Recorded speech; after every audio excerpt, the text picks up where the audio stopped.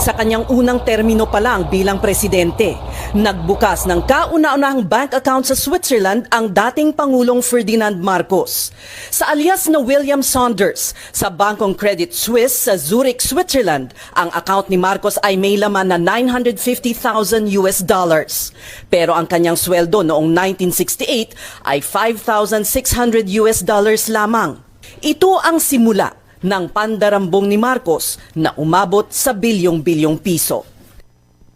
Nang pinatalsik sa pwesto noong 1986, kabilang sa mga daladala sa Hawaii ay higit 400 alahas, 27 milyong pisong bagong imprenta at mga gold bars.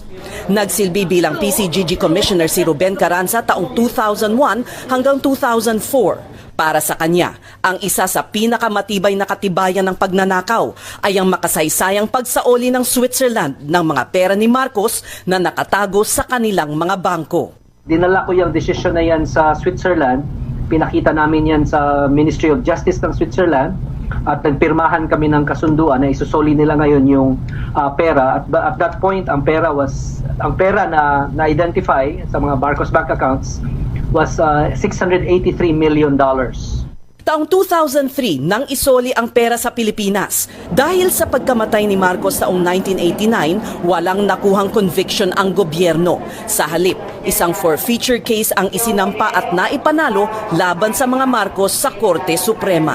May batas ang Pilipinas na pwede mong bawiin ang nakaw na yaman ng mga opisyal ng gobyerno kung maipapakita na yung kanilang assets ay lubhang mas malaki kaysa sa lehitimong income nila bilang mga opisyal. Kabilang sa mga kilalang pag-aari ng mga Marcos ay mga apartment sa Olympic Towers sa 5th Avenue sa Manhattan, New York. Ang 40 Wall Street, na kilala ngayon bilang Trump Building. May mga painting ng mga masters kagaya ni Picasso at mga alahas na $8 milyong ang halaga na hindi pa naisusubasta. Ang pagtataya sa halagang ill-gotten wealth ng mga Marcos ay umabot sa $10 bilyong. Ngunit marami ang naging balakid sa pagbawi nito. For every motion na pinafile ng PCGG halimbawa, merong 20 motion na ihahain ng mga Marcos. And it wasn't even serious motions. It's just to delay, to change lawyers. That causes what?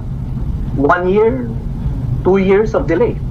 Ayon kay Carranza, nagkaroon ng ombudsman noon na walang inatupag kundi ibasura ang mga kaso laban kay Marcos. Ngunit hindi maitatatwa ang kasaysayan.